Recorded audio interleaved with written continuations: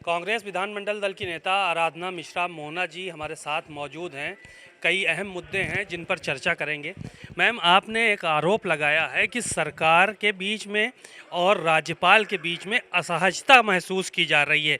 क्या वजह है? इस तरह का गंभीर आरोप आपको क्यों लगाना पड़ा? ये मैंने आरोप नहीं लगाया है, ये सरकार ने खुद स्वीकार किया है।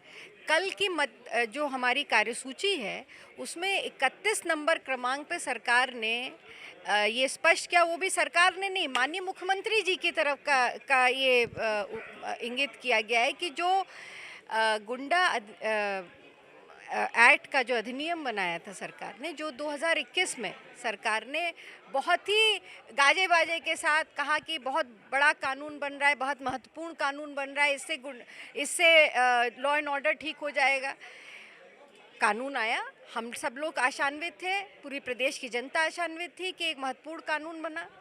वो कानून 2021 में पास हुआ इसी सदन में। महामहिम राज्यपाल की स्वीकृति के लिए गया, 2023 चल रहा है, 2 साल में अभी तक उसको महामहिम राज्यपाल की स्वीकृति नहीं मिली। और जब वो वापस आया सद, तो बिना महामहिम राज्यपाल की स्वीकृति के संदेश के साथ वापस आया। मैं जहाँ तक जानती हूँ, मेरी जितनी जानकारी है, उत्तर प्रदेश की विधानसभा में ऐसी असहज संवैधानिक स्थिति कभी पैदा नहीं हुई। और फिर महामहिम राज्यपाल के बारे में हम सब जानते हैं, उनका एक बड़ा लंबा मुख्यमंत्री रही, उनका एक लंबा राजनीतिक इतिहास है।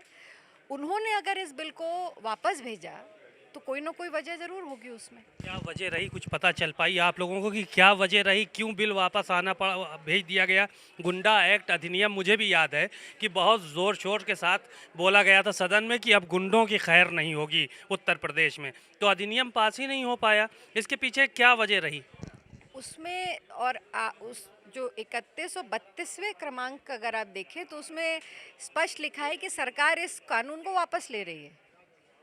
सरकार वापस ले रही है इस कानून को? 32 नंबर क्रमांक पे ये स्पष्ट लिखा है, दोबारा पुनर्स्थापित करेगी सरकार। ये मतलब सरकार की इच्छा है, उसका अधिकार भी है, कर सकती है।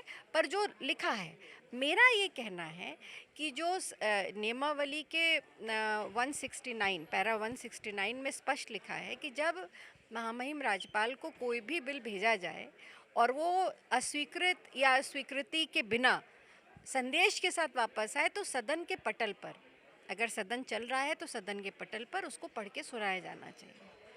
और अगर सदन नहीं चल रहा है तो सारे सदस्यों को उसकी सूचना दी जानी चाहिए। महामहिम राज्यपाल का मेरा सीधा सा यही सवाल था, सीधा यही अनुरोध था सदन कि सदन की इस सदन में जहां वो पास हुआ है, नियम भी यही कहता है, तो उसको पढ़ के सुना देना चाहिए। आखिर इस सदन को भी पता लगे कि उसमें ऐसी क्या चीज़ थी जिस पे महामहिम राज्यपाल को आपत्ति थी। और सदन से ज़्यादा ज़रूरी इस प्रदेश की जनता को मालूम होना चाहिए, जिस कानून के लिए वो इतनी आशान्वित थी, कि उसमें ऐसी क्या कमी थी, क्या रह गई। ये सरकार बता दे, सदन के पटल पे रखे, या हमको, ये जनता को बता दे। क्यों नहीं एक प्रेस विज्ञप्ति जारी होती, सरकार क्यों नहीं एक प्रेस स्पष्टीकरण जनता के बीच में देती है? क्योंकि ये कानून अपने आप में बहुत बड़ा है, लॉ एंड ऑर्डर से जुड़ा कानून है, कोई सामान्य स्थिति नहीं। और असहजता मैं इसलिए कह रही हूँ कि ये संवैधानिक असहजता है। मैंने कभी नहीं सुना इतने दिनों में, या मेरी जानकारी, मैंने कई सीनियर लोगों से बात करी, कई विशेषज्ञों से बात करी, किसी को ये दृष्टांत ऐसा पहले कभी हुआ हो, ऐसा नहीं याद पड़ता है। शुक्रिया बहुत बहुत। आपने आराधना मिश्रा मोहना जी को सुना, उन्होंने बहुत सारी बातें कही और कहा कि कभी भी इतिहास में मेरी जानकारी में ऐसा नहीं हुआ कि कोई अधिनियम यहाँ से पास हुआ हो और वो राज्यपाल के द्वारा खारिज कर दिया गया हो।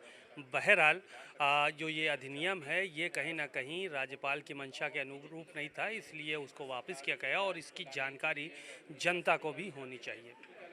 कैमरामैन पंकज निगम के साथ सीमा नकवी, भारत समाचार, लखनऊ।